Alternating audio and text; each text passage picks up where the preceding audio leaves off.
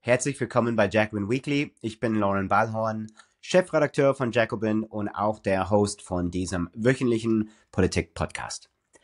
Es ist ziemlich viel passiert in den letzten 7 Tagen seit unserer letzten Folge. Die Linke hat eine neue Parteispitze, zu der auch meine Jacobin-Vorgängerin Ines Schwerdner gehört. Und in den Tagen nach der Wahl dieser neuen Spitze und nach dem Bundesparteitag, wo ein großer Kompromiss zur Nahostpolitik beschlossen wurde, sind eine Reihe von bekannten Politikern aus dem sogenannten Reformerflügel ausgetreten. Darüber könnte man bestimmt lang und interessant diskutieren heute.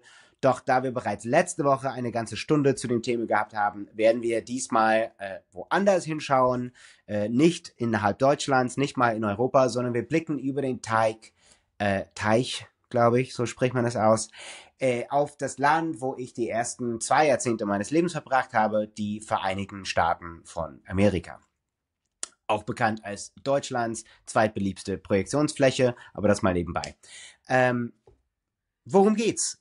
Ich glaube, das wisst ihr. Ich weiß es auch. In weniger als 2 Wochen wird in den USA gewählt. Ich gehöre zu den 7% der im Ausland lebenden Amerikaner, die ihren Wahlrecht auch in Anspruch nehmen und gewählt habe. Aber darüber wollen wir eigentlich nicht heute sprechen, weil meine Stimme wird wahrscheinlich wenig Unterschied dabei machen, sondern wir wollen bisschen tiefer und bisschen genauer auf die letzten 4 Jahre der Biden-Regierung blicken. Wir wollen auch auf die Kampagne von Kamala Harris schauen. Was macht sie gut, was macht sie schlecht, warum kämpft sie immer noch so stark in den Umfragen gegen Donald Trump und natürlich, warum oder wer will es nicht, wollen wir über den ehemaligen und möglicherweise zukünftigen Präsidenten der Vereinigten Staaten, Donald Trump, sprechen. Was macht er eigentlich oder was macht ihn eigentlich so attraktiv? Warum wählen so viele Menschen aus der Arbeiterklasse ihn? Warum stimmen sie für jemanden, der ziemlich explizit ihren Klasseninteressen widerspricht? Und was ist eigentlich passiert mit der so inspirierenden und hoffnungsvollen sozialistischen Linken in den USA, die und in den Jahren nach die Kandidaturen, den Kampagnen, meine ich, von Bernie Sanders entstanden ist? Warum hört man von ihr nicht mehr so viel? Mein Gast dafür heute ist Matt Karp. Matt Karp ist ein Professor für Geschichte an der Universität von Princeton in New Jersey, Autor von mehreren Büchern über die amerikanische Geschichte, vor allem auch die Sklaverei und die Bewegungen dagegen und auch regelmäßiger Autor bei Jacobin und anderen Zeitschriften, wie zum Beispiel Harper's, wo er neulich 2 wirklich sehr interessante Artikel veröffentlicht hat über zum einen die Entwicklung der amerikanischen Linken und zum anderen die sich verschiebende oder verändernde Klassenbasis der 2 großen Parteien im amerikanischen Parteiensystem.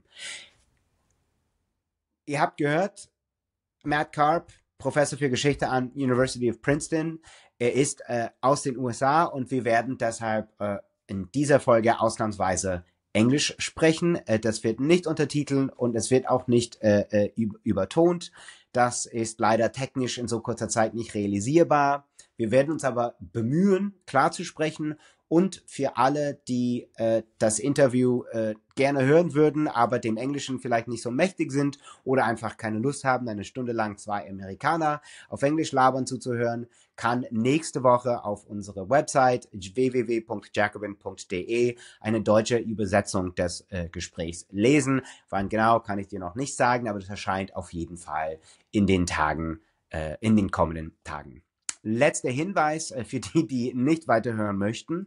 Für alle, die in Berlin sind, Veranstaltungshinweis heute Abend, der 25. Oktober, Freitag in Berlin-Kreuzberg. Wir veranstalten eine Diskussion mit Peter Mertens, Generalsekretär der belgischen Partei der Arbeit, dessen neues Buch Meuterei, wie unsere Weltordnung ins Wanken gerät, auf deutscher Sprache erscheint die Tage bei unserem Brumer Verlag. Wir werden mit Ines Schwerdner, mit Katja Barthold und mit Mario Neumann von Medico International und natürlich mit mir über das Buch sprechen, über Peters Perspektive auf die sich verändernde Weltlage, was sie bedeutet für sozialistische Strategie im 21. Jahrhundert und vielleicht, wenn jemand die Frage stellt, vielleicht aus dem Publikum, was die Genossen in Belgien eigentlich machen, das sie so erfolgreich macht. Das war heute nochmal 20 Uhr im Veranstaltungsraum Aquarium, Skalitzer Straße 6 in Kreuzberg in der Nähe vom Cottbusser Tor. Ich bin dabei, hoffentlich seid ihr es auch. Bis dann. Hi, Matt, and thanks for joining us this week on Jacobin Weekly. Hey, happy to be here. Let's dive right in. It's like less than 2 weeks away to the election, especially here in Germany or in Europe after Biden sort of unceremoniously passed on the baton to his vice president, Kamala Harris. There was initially quite a lot of enthusiasm. It seemed like to me, looking or watching from this side of the pond, that there was also enthusiasm in the United States. Nevertheless, it's now 10 days away, 9 days away, I don't even know exactly. And she's struggling in the polls. Trump and Kamala seem to be more or less neck and neck. She's actually really behind in several swing states, including Pennsylvania, which we're going to talk about later. But could you kind of first just give us an overview? Why is this situation looking so dire? Why is there a real possibility that Trump could be elected on November 5th? What has gone so wrong in the Democratic camp? Yeah, just to give you my version of the last month, and from boots on the ground here in Park Slope neighborhood of Brooklyn, New York, where real America resides. But yeah, there was not only was there actual not only was there sort of an atmosphere of enthusiasm, there was tangible material evidence of that enthusiasm. After Biden had been trailing the fundraising race, for instance, to Trump, and all of these, the Times was running all sorts of stories about Silicon Valley and Wall Street, sort of Wall Street billionaires are now turning toward Trump. Kamala raised $1 billion in less than a month. She had an enormous outpouring of support that had been bottled up, that had been sort of, stifled in a sense by Biden's, incapable candidacy, because it was really just so clear, even to some extent before the debate, but then especially after the debate, there was about a month of just twisting in the wind, and Democratic donors had been sitting on everything. And then there was this gush, and you saw it in the polls to some extent. I mean, she certainly made up ground on where Biden had been sitting. And then I think that carried all the way through to the convention, essentially. But yeah, for the past month or so, it's been back to a stalemate. And I don't know if that's necessarily, I mean, I guess conceptually it's dire from a broader perspective, but I think it's also quite understandable from, zooming out. This is a year globally where incumbent parties have not fared well in the sort of global election year of 2024. We talked about something more than half the world's population was going to the polls. In pretty much every major election I can think of, now there are a lot of complicated cases, but in pretty much every major election from, Britain to India, you had incumbent ruling parties presiding over the sort of post-COVID inflationary economy who took hits.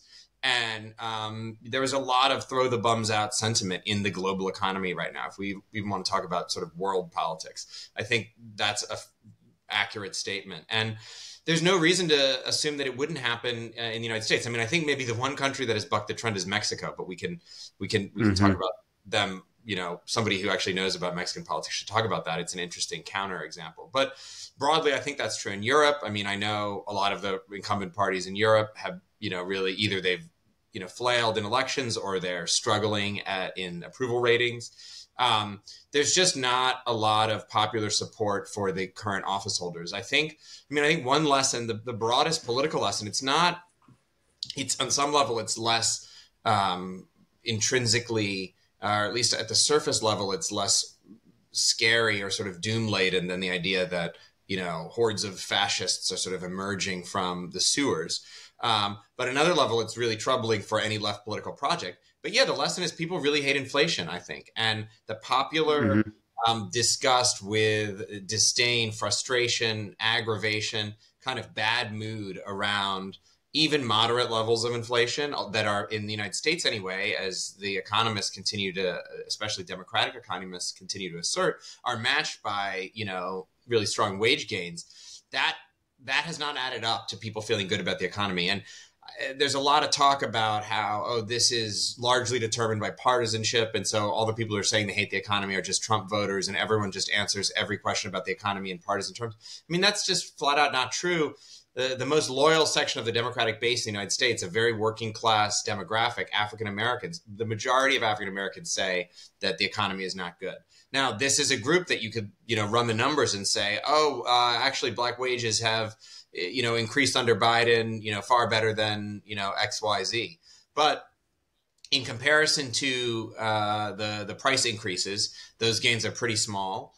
And in comparison to how things seemed, the memory of things seemed before COVID, they're pretty frustrating. And so the fact that there is that there is close to full employment, we're not in a, dire recessionary environment.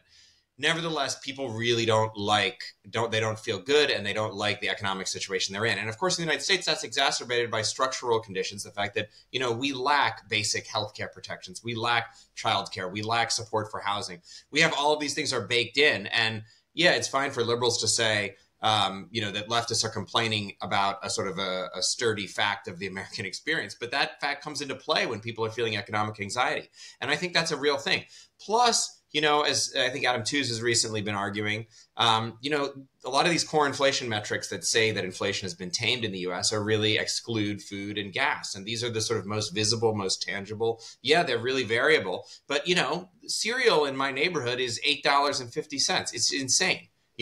Just on the Jerry Seinfeld principle alone, you would want to vote for the opposing party to get cereal back at a $5. I want a $5 box of cereal for goodness sake. So I think that's actually, and on one level, yeah, you could say that's sort of comforting. It's less scary. On the other level, I don't need to get into sort of political economy, and it's a little bit above my pay grade, but I think a lot of, sort of left Keynesian kind of economic projects do sort of depend on the idea of a sort of running a low to moderate to significant inflation, and that can be, redistributed through wage gains, and that this is the kind of economy that, can work for us. And I think it's a little bit bracing to sort of say, wait a minute, there are huge political costs to this kind of, I'm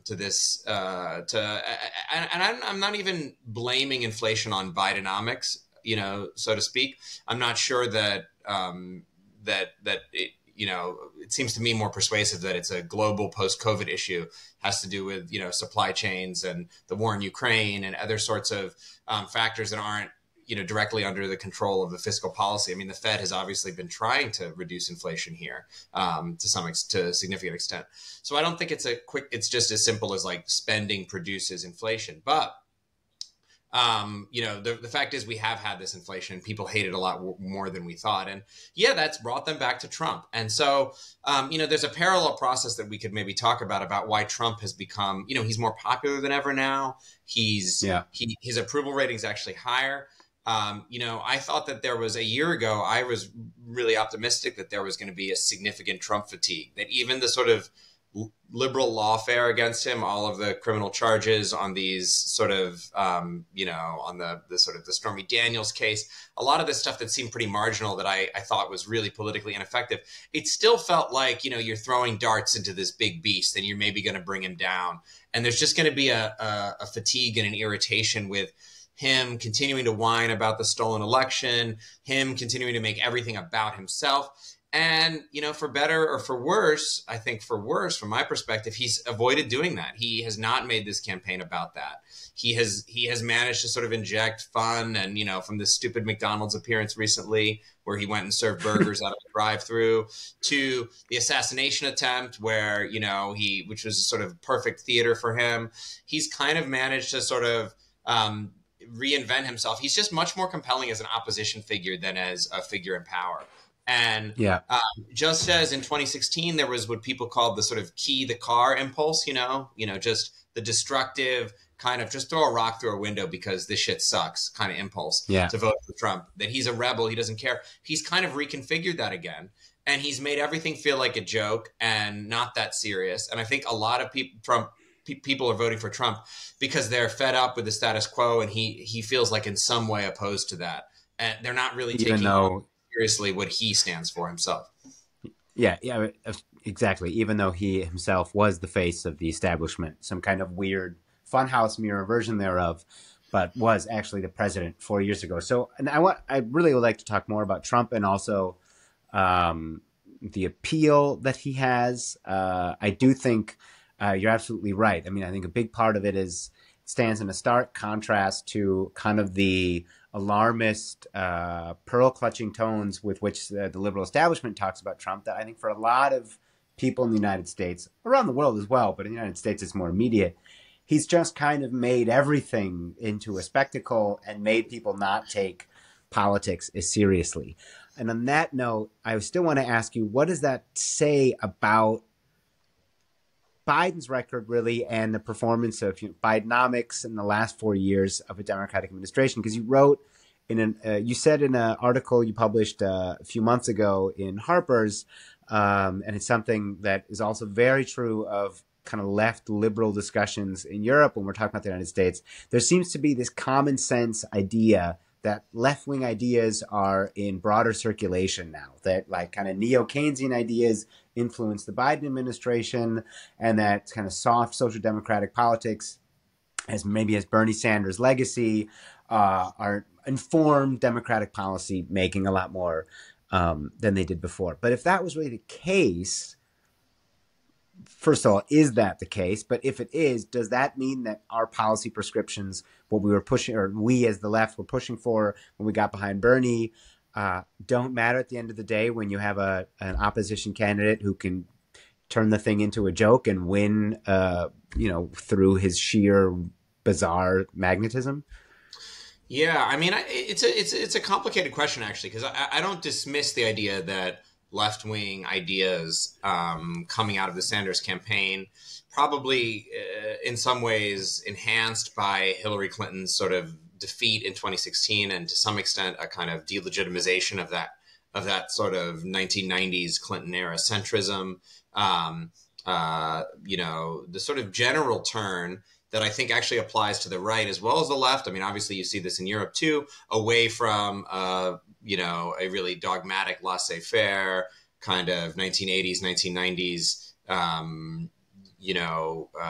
neoliberal sort of, ideological extremism, and towards this kind of national conservatism, whatever it means. It doesn't mean that they're against the market now, but it's about leveraging the relationship between the market and state in different ways. It is about, in the Trump's case, specifically promising to protect the existing elements of the welfare state, like Social Security, for the existing recipients of those benefits, which is something that Republicans never used to do. So I would sort of just say that on some ways, in macroeconomic terms, both the left and the right in the U.S. have actually ticked to the left compared to where things stood, the sort of median consensus, 20 years ago. Some of that is Bernie. Some of that is a lot of it, though, I think is actually sort of about the exhaustion of the neoliberal paradigm and the fact that it's just simply not working in economic terms. So I think that's broadly true. And I think it's also specifically true in the Biden case. Yes. And yet the truth is what Biden achieved. I mean, I really think there's been an enormous amount, talking about inflation, there's been an enormous amount of hyperinflation of what Biden's sort of left-wing record. Yes, he spent more money than on, I guess, broadly liberal left priorities in terms of green energy, in terms of other things in the Infrastructure Act than presidents have in the last 50 years. But that's a really, really low standard from the perspective of any kind of social democratic project, So, saying he's the most left-wing president since LBJ is actually just not saying a lot. And I don't actually think he was, because not to sort of take Obama's side against Biden in this sort of silly little democratic pissing contest. But the Obama administration, although in other ways it was sort of much more centrist in its brand, its positioning, and its, putting somebody like Timothy Geithner in charge of in charge of Treasury at the peak of the economic crisis, the amount of opportunities it squandered, all of that stuff, totally accurate characterization of Obama. But Obama still did Obamacare. Obama still did expanded medical care coverage in the United States by, a significant bounds through a sort of a permanent social program that came with an expansion of Medicaid that actually was a structural change in, a reform, a moderate reform, but it nevertheless was nothing Biden has done is like that. It's just been about spending more money. It's about sending some checks out, which, by the way, Trump did too. It's been about, Biden eliminated child poverty, but for a few months, there was never any plan for this to be the permanent state of affairs. It was a post-COVID Greece that also came along with, whether it caused or not, I leave aside, that also came along with a lot of really unpopular inflation. So his sort of the sort of left Keynesian element of Bidenomics, whatever it was, we got some of that, but none of it really transformed itself into or sort of bedded down into the existing political economic structure of the country in terms of the existing welfare state, in terms of, how the relationship between jobs and the global market. Yeah, Biden has been tougher on trade. Yeah, Lena Khan has been good on, going after some monopolies. There's been some stuff on the margins. Yes, so can you say who that is really quick? Sorry, that's the FCC. That's the trade commissioner. Who? Okay, maybe this is a place for editing because I can't remember her specific title right now. But she's, essentially responsible for bringing regulatory action against big businesses and against monopolistic companies and so on. So, and Biden has been strong on unions, at least rhetorically, although he did, break a train worker strike, during his administration too. Right, so, right. But anyway, there's definitely been movement, but I think actually the liberal writers, John Judas and Roy Teixeira, wrote something about that. Yeah, Biden represents, they had a line like Biden, under Biden, like, the Democrats have sort of, the light, has turned green, but we haven't hit the gas yet. Like in terms of an escape from neoliberalism, like there's been a rejection. There's been a sort of opening from this sort of austerity driven, balance the budget, cut government spending, do private public partnerships, all of the sort of things that throttled any kind of state expansion or any kind of even social democratic branded sort of social programs in the 90s and even to some extent in the Obama period, because Obamacare itself was, of course, a public-private kind of thing. It was a huge subsidy for the insurance market.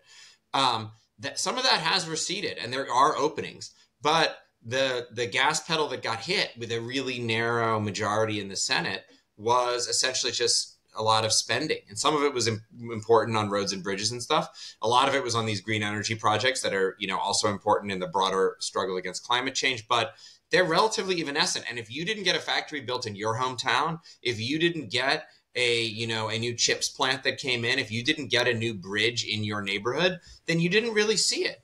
And in fact, all you saw was you got a little check and then that money bled away. And everyone's telling you how great the economy is. Yeah, you're employed, but you're struggling to pay rent. You're struggling to buy that $8 box of cereal. And, you're not happy. And nor can Biden then retreat to some high ground and say, okay, but I did do this. I did give Americans health care. I did give Americans paid leave. I did give Americans affordable childcare. I did something that is like the hat hanging accomplishment. Instead, it's this sort of basically what they do is trot out a chart, and a chart is not a substitute in my mind for a real program. So I think there's, in some ways the blame for this is not entirely on the center either. I think there were a lot of progressives who, in the negotiations over Build Back Better, over Biden's signature bill, were really pushing for let's just throw everything in here and see, we might not get one or two things, but we want to just get as many bits of as many things as we can get. And once we get this expanded child tax credit, everyone will want to keep it. We'll just throw a lot of money at the problem and that itself will create a constituency. Well, that didn't work. It didn't work. And I think going forward, one thing we've learned from a sort of a left liberal perspective, if you will, is in that policymaking space. To me, it's much more important to have one or two signature programs that will last and that deliver something tangible than what Bidenomics did. Well, then maybe we can look back or return back to the question of Trump's attractiveness, because you mentioned a couple big ticket items, whatever you want to call it, like Obamacare.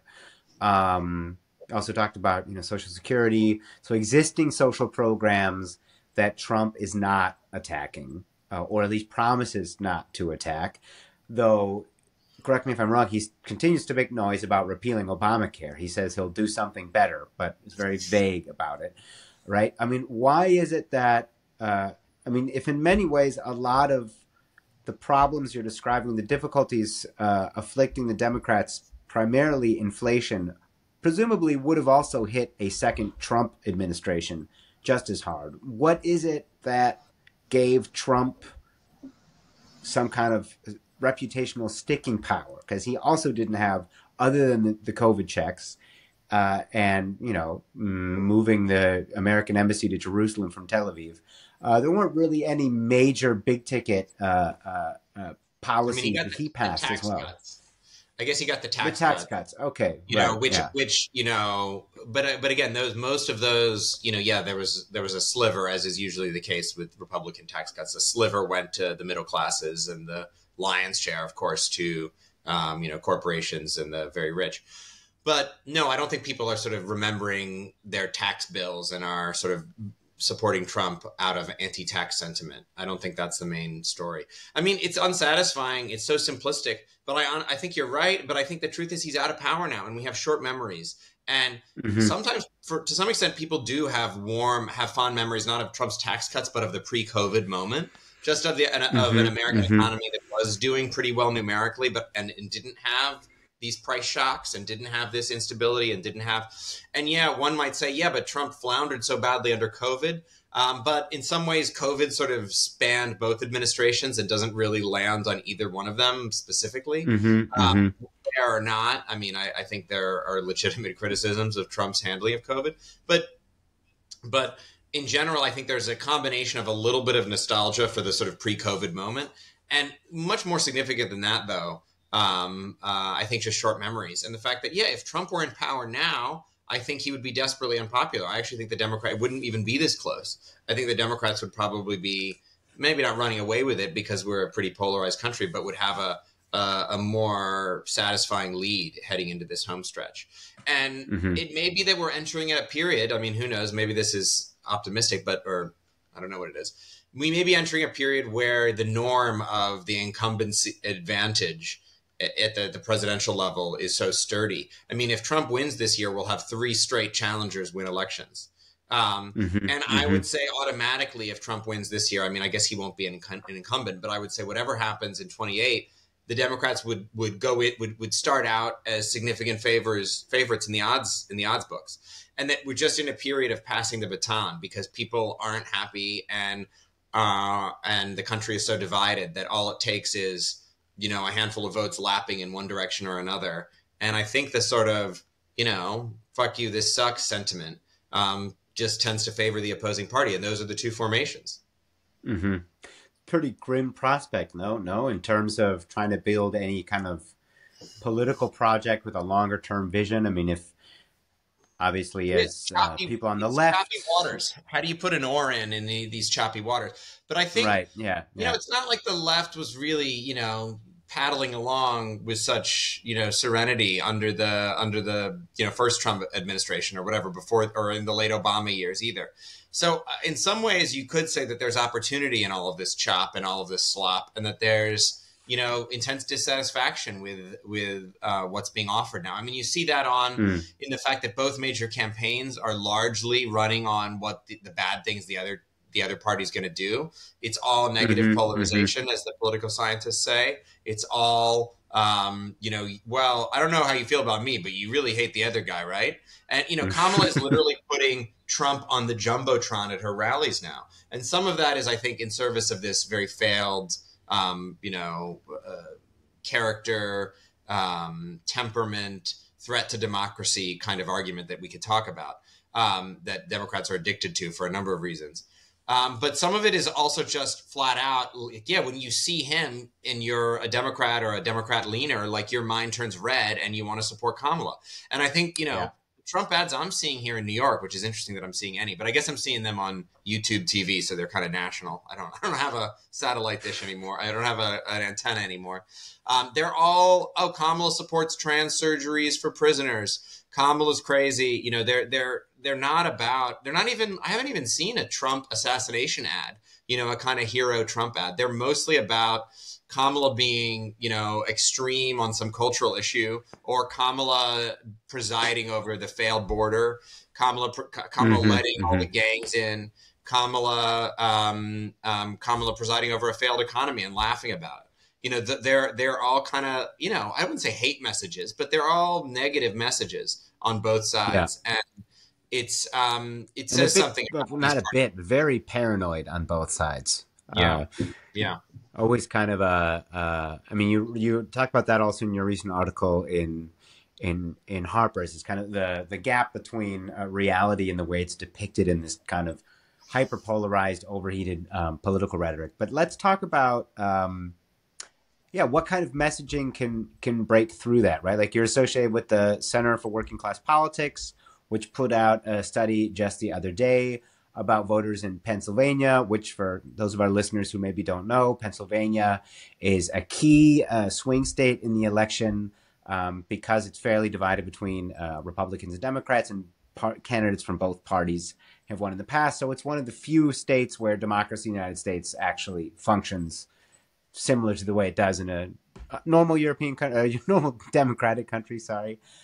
What did the study figure out about, or what, not figure out, but what did you find out in terms of what kind of messaging works among potential left-leaning voters and what really doesn't? Trying to figure out where Pennsylvania, what's the play. We can sit at the bar sometime and play a game. Like, is Pennsylvania like somewhere in the Ruhr Valley? Like, what's the German Pennsylvania? It's kind of like partly post-industrial, but it's also got this rural component. It's sort of more conservative. It's not a sort of, despite being on the East Coast, it's not, even its flagship metropolis, Philadelphia, does not have the sort of cachet and the sort of international power of a New York or a Washington or even a Boston. It's a sort of a working class state in the broadest sort of atmospheric sense. And it has African American population. It has a little bit of everything. And it's a crucial battleground. And so the Center for Working Class Politics did a survey of 1,000 Pennsylvanians, and we polled who's ahead, Trump and Kamala, and like everyone else, we found a really tight race. I think Harris actually had a small lead in our poll, but within the margin of error, very tight. And but alongside that regular poll, we did a couple things that were different from most pollsters. We looked at occupational class, for one thing, which is just something that is, I think, much more common in surveys in Europe, but very uncommon in the United States, where we didn't just look at, did you graduate college? That's our proxy for class, which I think is actually, to say, he said un-Marxistly, a kind of acceptable shorthand in a lot of ways about people's life chances. It says a lot about haves and have-nots and about life potential and so on. But occupational class is better. It's closer, at least, to something like a more rigorous conception of class. So we looked at different categories of workers. And then we also, even more unusually, we threw a number of different political messages at these survey respondents in Pennsylvania. So some of them are drawn from Kamala's own rhetoric, and some of them we wrote, and we matched those messages up as a sort of a would-be Harris message against a number of Trump messages, things that he said that are existing, or formulations of existing Trump messages. And in a sense, it allows you to test which, in a sort of simulated head-to-head, which messages are the strongest. And we found, that the Trump as a convicted criminal who's a threat to democracy, who's going to cancel the Constitution, that message polled by far and away the worst among all voters, among independent voters, significantly among working class voters, who are this key constituency in Pennsylvania, but obviously in the United States in general.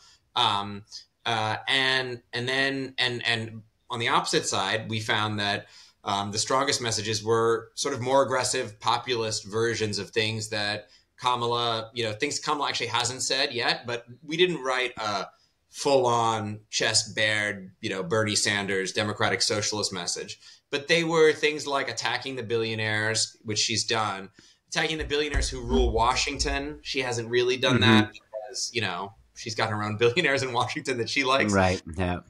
So sort of amping up the rhetoric a little bit, attacking sort of both parties. That's very effective. And then offering on the sort of progressive economic side, offering things like, guaranteed jobs or expanded Medicare, things that, again, she's not saying, but, one can imagine a Democrat saying. And, we didn't say, we didn't even say Medicare for all. We didn't say, comprehensive, green energy by 2030. We didn't say something really, really aggressive. We just said, sort of broadly popular, incremental reforms in the direction of a social democratic program that are a bit more aggressive than what she's done.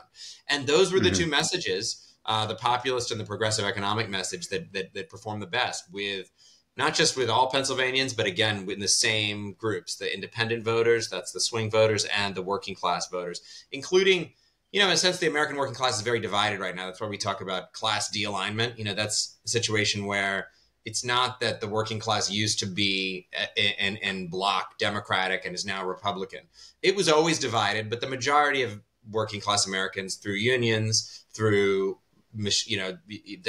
party machines, through all sorts of other reasons, especially civil rights, Black African American loyalty to the Democratic Party in the 20th century, was majority Democratic. And now it's pretty much shot through the middle.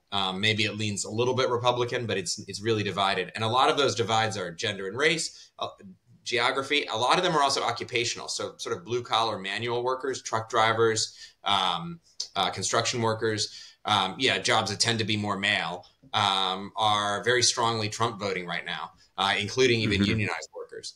And, workers in sort of service industries, workers at, food service, clerical work, in sort of retail, tend to be a little bit much more democratic, not strongly democratic, but lean Democrat. And both of those working class groups also were really drawn to this populist rhetoric, and to a significant extent, the progressive economic rhetoric. More than, I would add, this is in competition with Trump messages, and more than Kamala's standard sort of focus group tested messages that are sort of about building an opportunity economy, the sort of more moderate message, a soft populist message where she did sort of attack corporations for price gouging, but she didn't say the billionaires ruled Washington. I mean, these are sort of subtle differences maybe, but I think it really communicates, the fact that there were significant discrepancies between them communicates something. And most surprisingly of all, from my perspective, the abortion message, which is, often seen as the Democrats' strongest political message, given that, something like 60% or more of Americans strongly support a woman's right to decide to have an abortion. And even in red states, even in very Republican states, referenda have voted for, abortion rights. And so, this is why Democrats talk about abortion all the time. And yet it doesn't seem like it moves votes. There are a lot of people who support abortion and are voting for Trump in this election. That's just a fact from the numbers. We see that. And just simply saying he's going to outlaw abortion nationally doesn't seem to move them. And we saw that in this message because we tested a specific message that, made the argument that Trump was coming after abortion nationally, and Trump had opposed abortion. He'd ended Roe v. Wade. That's partly true to some extent. And that message performed better than, say, the Democratic threat message, the threat to democracy, which was the worst performing. But it was also it was underwater in comparison to the populist message. So it won support from professional class voters. It won support from the Democratic base. It's not that it's not popular. It's not that it doesn't have any support. All these messages are pretty good at rallying Democrats. But if you're trying to win swing voters, and specifically if you're trying to win back working class swing voters, the broad demographic type that's been trending to the right, then it just seems, it seems demonstrated in the real world 100,000 times. But now we have one more hard data point that populist rhetoric pays off.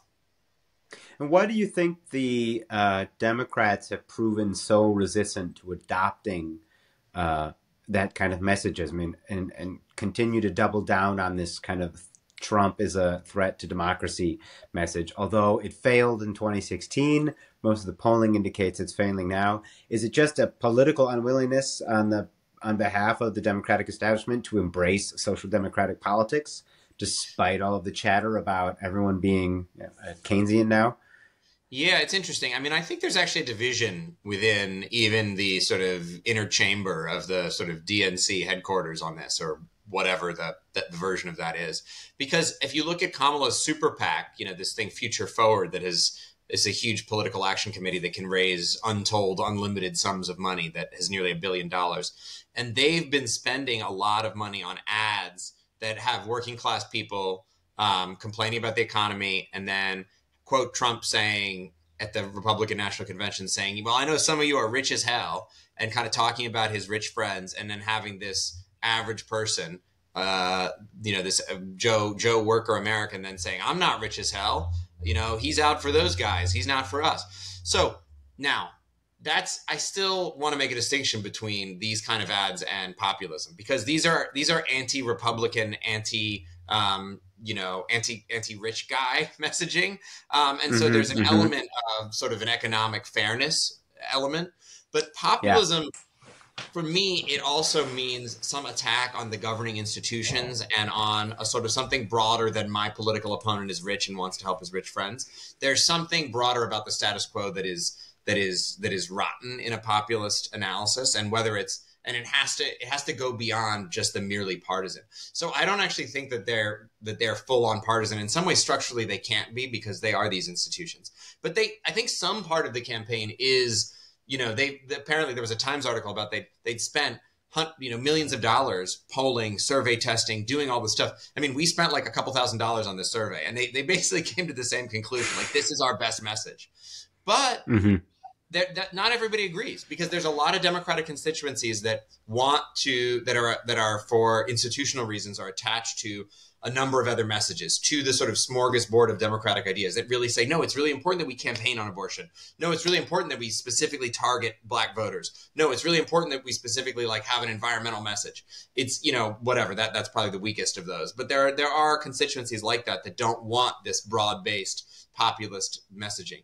And then to answer the second part of your question, yeah, there's the fact that this kind of class transformation of the parties in America has made, which has happened in Germany too, obviously, look at the Green Party, has given, this left center party a different kind of constituency whose values and instincts and sort of positionality is geared around this anti-democratic message. And that stuff, it's not just that they like it. And actually, in our polling, they didn't rate it any higher than some of the populist messages, even professionals. It's interesting. But clearly, in some way that can't be captured by this crude experiment, it clearly registers. I just know anecdotally, and, somebody like my mother, like literally all of my friends' mothers feel very powerfully on this Democratic issue. And it's far and away more powerful to them than, oh, yeah, Trump might hand the economy to Elon Musk, or Trump is, friends with rich guys. They are generally, they're opposed to that, but that's kind of standard practice Republican stuff to them. What they really fear about Trump is this specific threat to essentially annul the Constitution and set himself up as a dictator or something. And that just feels way more vivid to this class of people. I do think it's not so vivid to a lot of swing voters and working class voters. And we see that, but I think it's very, very powerful. And they, in some ways you might say the Kamala message is a bit different from Hillary's message. Hillary's message was more that Trump was, just to parse it, Trump was unfit. He was, by temperament and character, he was sort of revolting. There was the grab him by the pussy tape, the stuff about his, just his sort of boorish manner and his kind of, indulgent and kind of, extreme lifestyle, his debauchery, his corruption. There was a lot of that kind of character criticism. It wasn't actually, oh, he's a fascist that much. The sort of Democratic threat thing is a post-January 6th phenomenon. And look, it's legitimate to some extent. He obviously, January 6th was not a joke, and he and members of his party are interested to the extent that they can manage it in tilting democracy in their favor. It's at the legal level, at the institutional level, at the level of the party, down to party chairmanships in, counties in Michigan that might be, and so I think I'm not even dismissing that institutional threat, but I think that this kind of message is so overpoweringly meaningful to basically people who watch the news all the time and are living in this world where this like dark force has been gathering since January 6, 2021. And if you're not in that world, if you're not following all that stuff, even leaving aside the merit of those claims, I don't actually think Trump has anything like the capacity to become a dictator. But even whether that's true or not, I think it falls flat with somebody who's not kind of a news watcher in that sense. Plugged into that feedback loop. Yeah. Yeah. You brought up, or you mentioned, class de-alignment. So, I mean, I think everyone listening knows what that means, and you already kind of laid it out. There's a trend that you describe in your recent article, or a tendency rather, that you describe in your recent article in Harper's, that more and more, particularly manual workers, people without college degrees, are voting Republican, whereas the Democrats are more and more becoming the party of, kind of the professional middle class and the sorts of people you just laid out in your last answer. How deep do you think this shift really goes? Like we can see a trend in Europe that, yes, there are, particularly in countries like France and Germany, sections of the working class are moving to the right or even to the far right, but not in the way that I think sometimes people on the left imagine it, and that they're decamping individually only at the ballot box. They're not leaving their unions and joining far right street fighting organizations, right? This is a very atomized and kind of superficial, shallow shift to the right that's part of just kind of a wider depoliticization and atomization of our society, which also sucks for the left, since our whole gamble is that we can organize people to, fight for their interests. But how much of a threat do you think, or a possibility is it, that some kind of working class republicanism really consolidates and becomes a real force in American politics? You have kind of gadfly figures like Tucker Carlson that sort of gesture at that, and the occasional elected Republican. But is there any real substance to that, or are we looking more at the kind of fuck you vote phenomenon that you were describing? Yeah, it's fuck you all the way down, I think. I think it's similar structurally to what you described in Europe. It's very atomistic. And yeah, for me, the real threat from Trump is not fascism. It's just total social corrosion. It's like what he represents is that completely alienated, isolated, only fans, online gambling,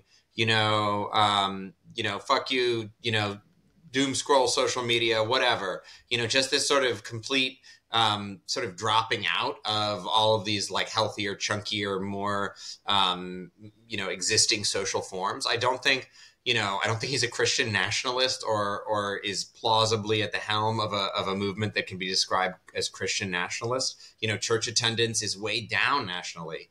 People are not members and believers in the same rates that they used to be, and that those trends are not halting under Trump. Now there are all sorts of far right figures in the stew. There've always been. I mean, those people have been around for 75 years and saying different versions of this stuff. And you can always follow some little knotted pathway from some far right intellectual to some politician. And I think it explains very little. What's happening is a product in the class de-alignment terms is, I think, two things. And the future is indeterminate. But I think two things. There is this global, post, what do you want to say, post-industrial phenomenon that, Piketty and others have sort of documented, where parties of the left have sort of have ceased to become the automatic home of working class votes in a period of globalization, deunionization, in a period of neoliberalism, economic, austerity. Left parties have sort of moved to the center and picked up professional class votes everywhere. But there's another phenomenon that's I think is a little bit more specifically American, although there are some European analogs. But in the last decade, that I associate to some extent with Trump and with the Democrats under Trump, who've changed just as much as Trump has, and has changed the Republicans. And it's because it's really accelerated if you look at the voting numbers anyway. I think it's, again, like you said, it's very thin and atomized. It's not like there are thick cadres of Proud Boys sprouting up all over this country. Like, they're not. These people are phonies. They're online commenters. It's just the thinnest, most sort of saddest, in some ways, form of social being and social belonging. But the vote for Trump in working class districts, compare it from say 2012 to 2024, I'm sure it's going to be this way, all the polls suggest, is really striking and significant. It's something like a landslide, and it's not racialized. That's the thing that everyone is sort of, in 2016, everybody's like, oh, it was a white slide. It was what was the word? It was a white, not a whitewash. White lash. That's right. And yeah, whatever this is, it's not. In fact, Kamala's voters, I was just seeing Kamala's doing as well with white men as Biden was. Biden was up in the polls. Biden did better with white men than Hillary had, and Kamala might do better yet, especially with professional class white men. But it's a brown lash in this sense in the last 4 years, especially as you've had working class Latinos, especially overwhelmingly, but to some extent Black men, to some extent certain Asian communities. There have been, to some extent, Native communities. You can even see it.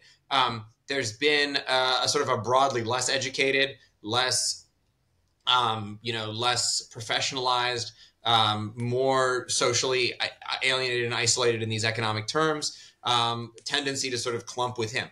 I think it's an open question whether that second phenomenon, how much of it is sort of, conjuncturally determined by Trump as a sort of a unique figure. They don't have a lot of sort of Trump 2 or Trump 3 in their garage. J.D. Vance, whatever he is, he's just something different. Ron DeSantis is something a lot different and lesser.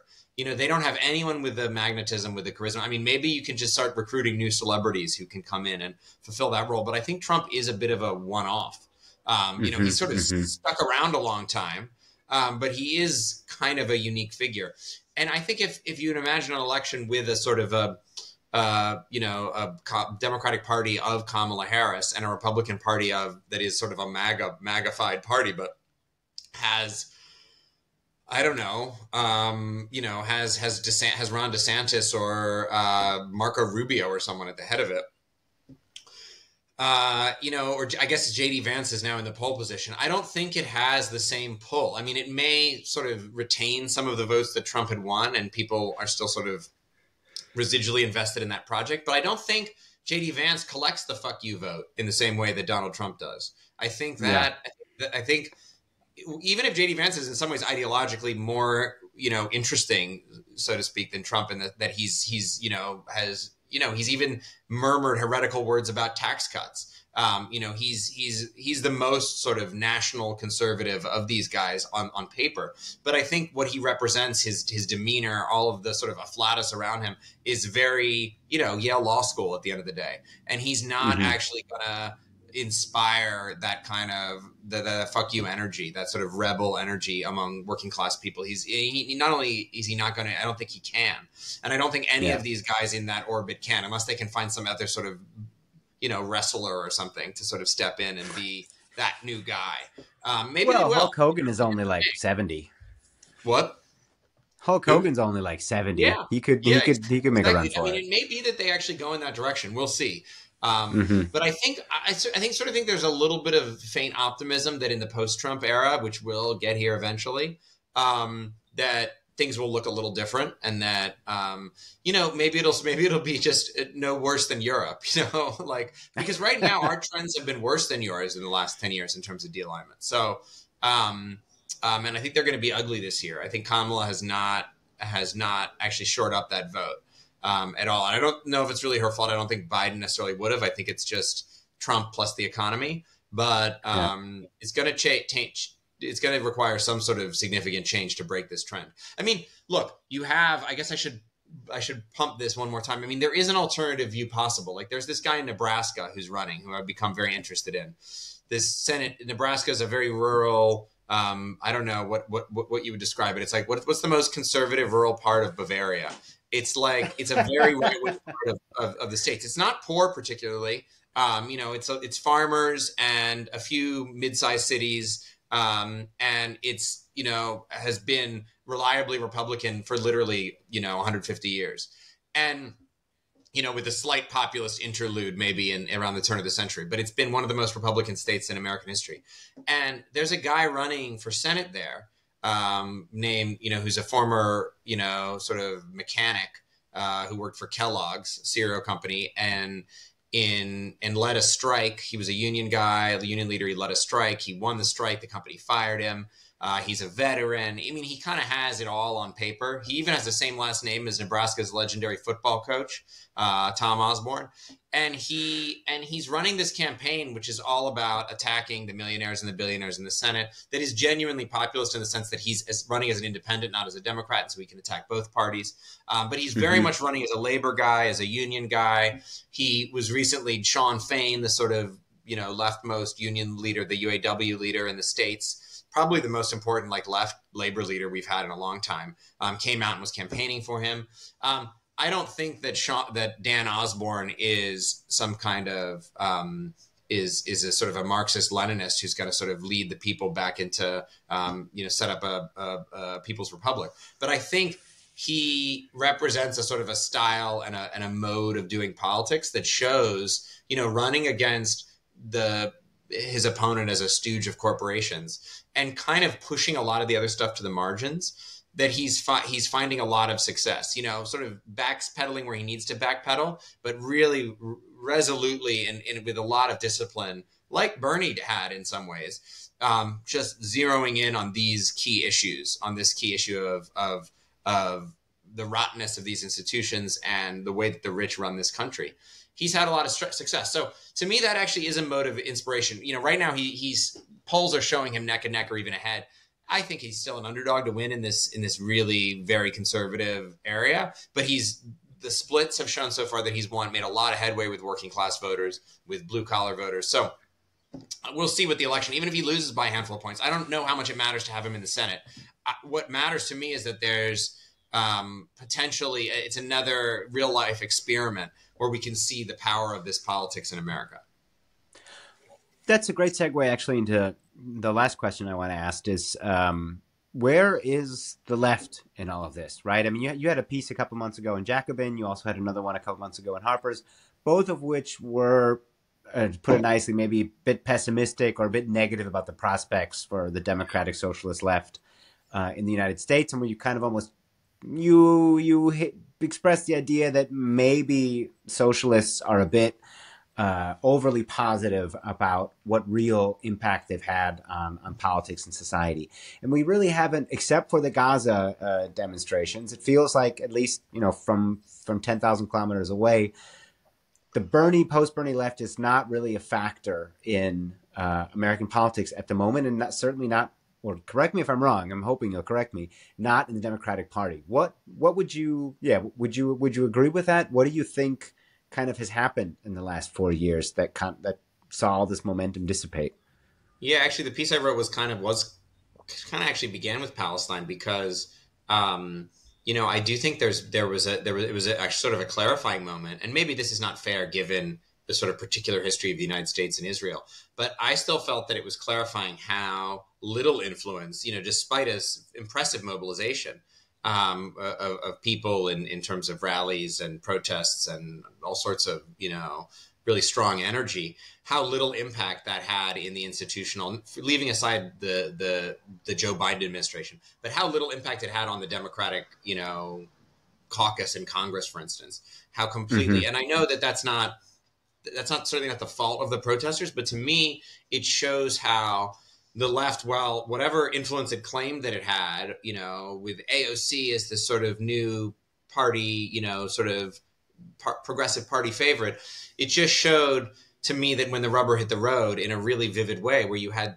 even the sort of progressive caucus, which was described as the largest caucus in Congress, it had 100 members, which is almost half the Democratic coalition, and only about 30 of them could muster a vote against, sort of stopping arms sales to Israel.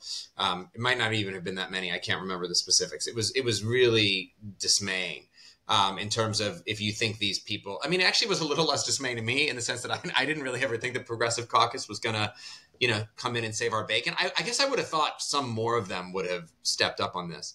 So maybe that's a particular issue. I don't know. But to me, it sort of suggested when there's something that the centrist leadership of the party is really committed to, whether that's Israel-Palestine, or whether that's honestly taking a risk on some sort of popular social program that would involve a major hit to the sort of, democratic leaning industries or democratic, what Hillary Clinton loved to call stakeholders, that is the powers that be in the economy and in society, that they would put their feet down, and that the progressives would be revealed to be a sort of a insignificant fringe again and again. And so, I think in that sense, yeah, I mean, that's what happened on Israel-Palestine. I feel like that might happen any number of times going forward. So, I'm that was a moment where I was like, well, what have we done to sort of isolate ourselves from power in this way? Well, some of us have been celebrating our gains, and there are more of these socialist city councilors than ever. We have 2 seats on the municipal council of Bellingham, Washington. There are socialists are sprouting up everywhere. Whatever. I just made that up. So apologies to Bellingham, Washington. And whatever honorable socialists are doing there. But I think there's a kind of essentially for me, the real issue is this de-alignment phenomenon, which has happened to left of center parties broadly, to the Democrats specifically, has happened to the left too, obviously. And I'm a living personification of it. I mean, obviously, there've been left-wing university professors and magazine editors from the beginning. So, we have an honorable tradition, Loren. But indeed, the constituency of the socialist movement in America are all people like us now. It's entirely, it's grad students and aspiring magazine editors. So that's not enough people. And even if they are kind of congregated in some neighborhoods that can win even significant seats, like a state Senate seat in New York or something, it's still really, really, really fractional. And there needs to be some effort for the left to kind of get in touch with the working class again. So, and I know that a lot of organizations are, I'm not the first to say this. This is, people go to meetings and they begin by whiplashing each other about this all the time. So it's not that there's a lack of intention, but I do think that there's been a lack of strategy. And I do think that, to me, it seems clear that what works for somebody like Osborne, although he's not particularly on the left, as far as I can tell, would work for the left too. And it might look a little different, but that embracing elements of this kind of populist formation and focusing specifically on economic issues, and hammering that kind of class politics. I mean, we saw it with Bernie. He did expand the coalition. I mean, come on, he did. In 2016, he won Michigan. He won a lot of people who weren't grad students and aspiring magazine editors. He really did. And why have we abandoned that vision of that broader public, the sort of boring populist politics that it wasn't that long ago? I'm not talking about reviving the New Deal coalition. I'm not talking about, organizing the South under the CIO. I'm not talking about, actually I am. I'd love to talk about the anti-slavery movement of the 1850s. I'd love to talk about it. I'm writing a book on it, but this wasn't that long ago that we had a Bernie movement it was hitched to this particular camp format of this one politician, running in a primary that's not the same as really deep institutional. But it's not clear to me.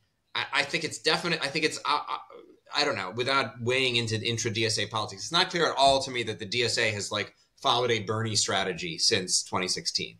That the Bernie 2016 strategy has been operationalized by the American left broadly. I don't think it has. I think it's been a lot of other things, some of them very worthy. But one thing that they haven't done is build that mass base, build that working class base in a meaningful way. And look, I'm not an expert, especially at the inner workings of the socialist orgs. And I know that people work very hard for these things. And I actually am sort of hesitant to sort of make uncomradely criticisms in that way. So I don't want to just be throwing mud, but I think when you zoom out, this is all I can do is zoom out. I'm permanently on out zoom. And what we're not seeing is a left that is rooted in a working class, or a left that has capacities or maybe even aspirations of winning a mass base. It doesn't seem like that's what the priority is right now. And I would say that that's probably true of the Gaza movement too, which I fully support. But this is also not a politics that's designed to sort of, I mean, I think one could win votes on Israel. I think our position is more popular than the Democrats, probably, honestly. But I also think it's not tailor-made to like convince somebody to sort of join the left. Yeah. It doesn't mean it's not important to do.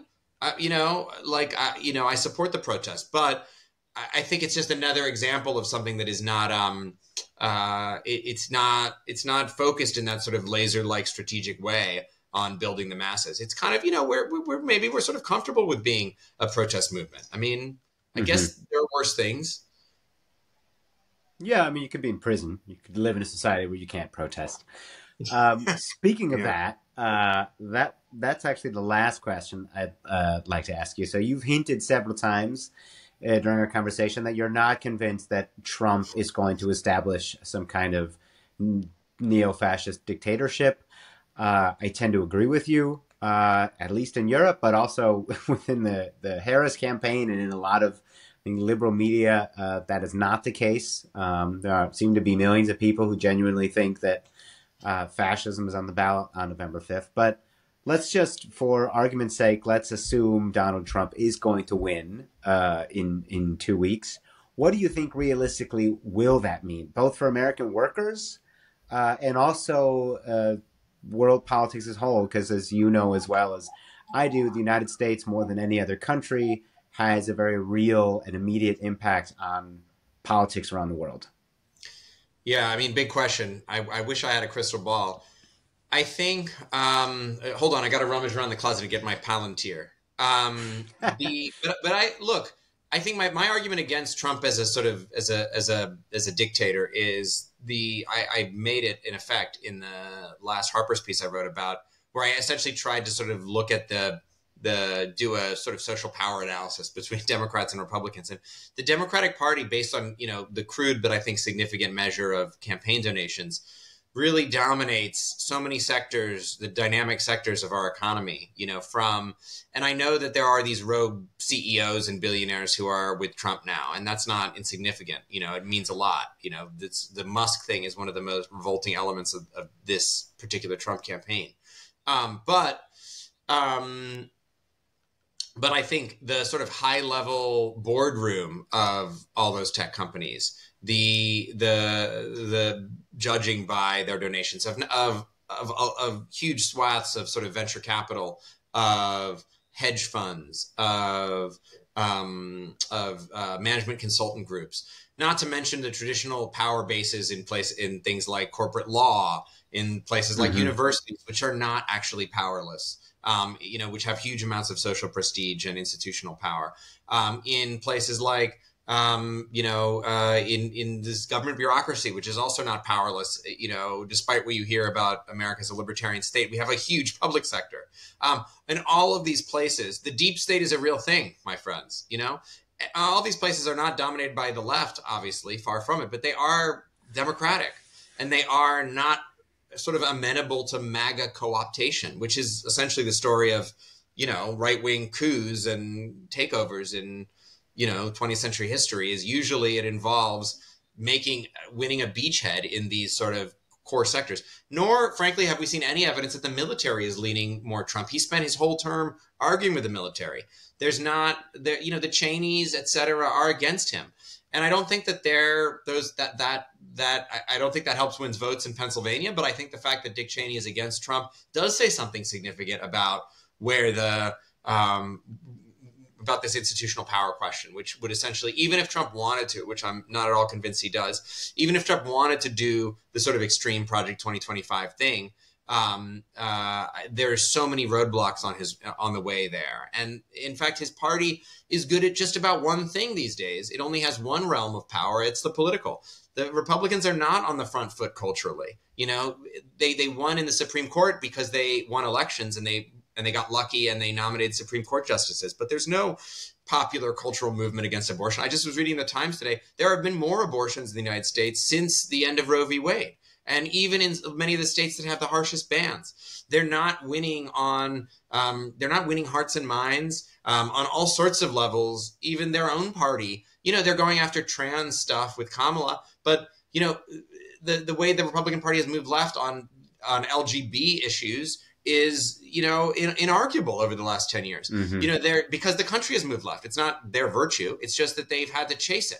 They're chasing the game culturally. They're in a weaker, their economic strongholds are in like old fossil fuel industries and like fast food and, hardware stores and stuff. It's not the beating heart of the sort of the 21st century capitalism.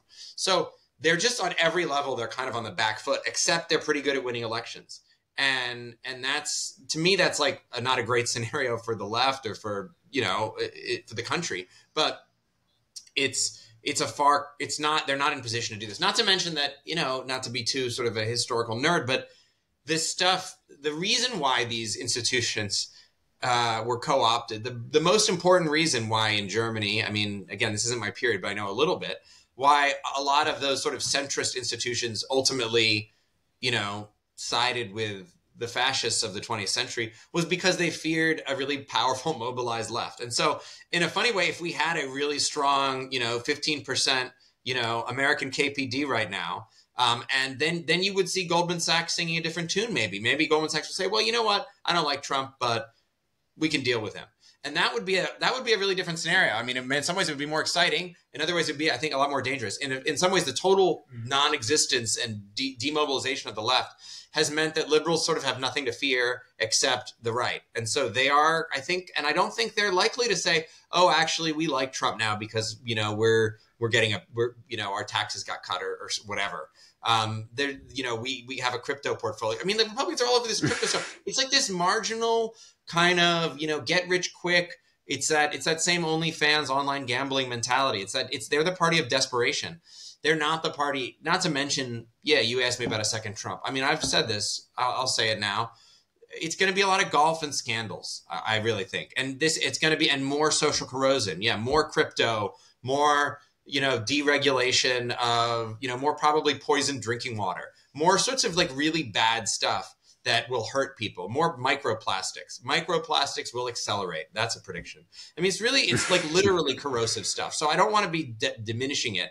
And this sort of this stupid trap of this fascist argument is that it turns people who hate Trump into like sort of weirdly apologists for him, because I loathe this guy and what he represents. But it's just crazy to say, to put him in the clothes of interwar Europe.